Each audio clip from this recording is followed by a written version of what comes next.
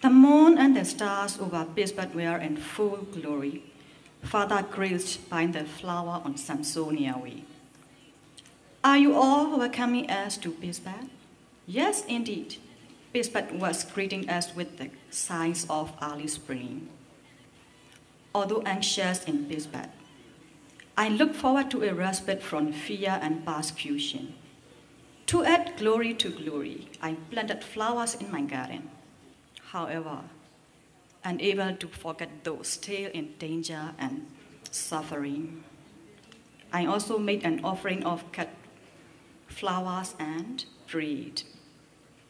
On the night that the flowers I had planted began to bloom, I will never forget the intense blazing red of the flower Sylvia. I had a strange dream, all in white. In the bright lights of Pittsburgh, nothing was preventing me from experiencing the world unfiltered and censored. I felt freedom in Pittsburgh, and this feeling extended into my very dreams.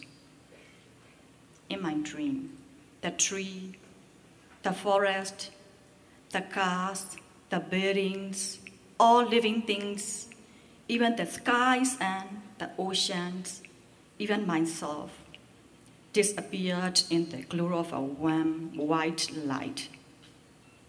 The loss of self was mesmerizing, drawing us in further. In the dream, everyone was floating irresistibly toward an unknown place.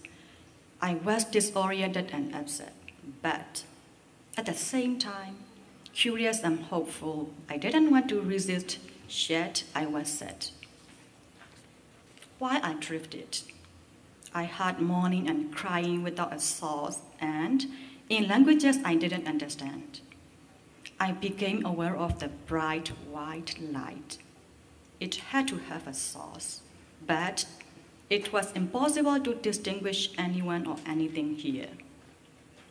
I floated in a luminous sameness.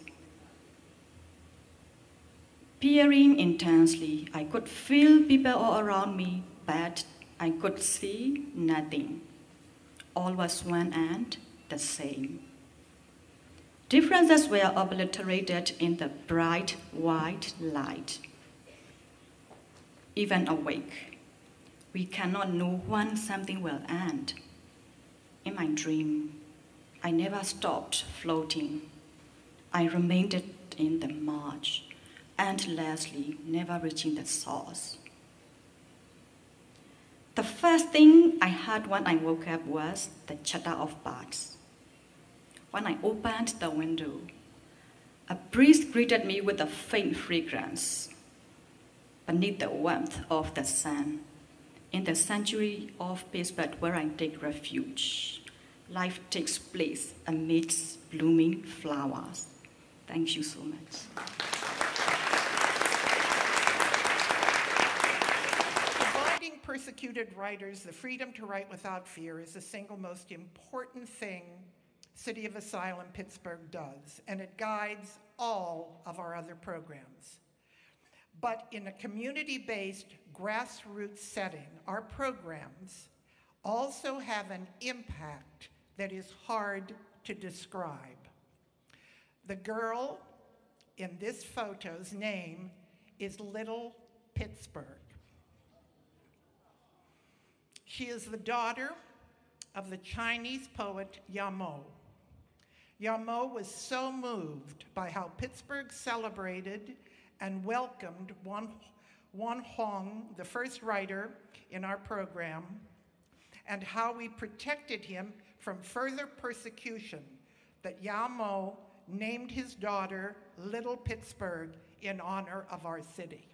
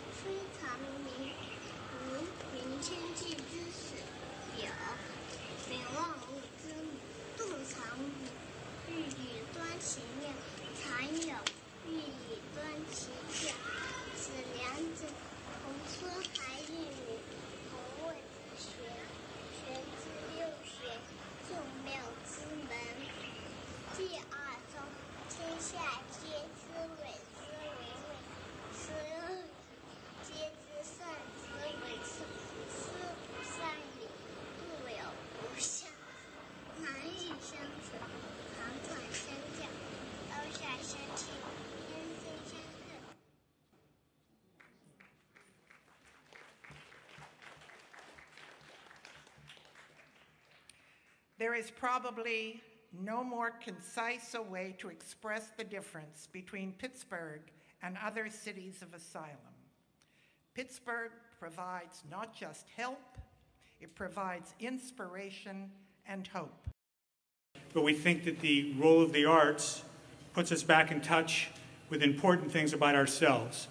I think we all ask questions, as we did last year, but inevitably when the writers in exile read to us about what is home, what is being away, what is the nature of the relationships between people, and most importantly, maybe what is the meaning of the freedoms that we have.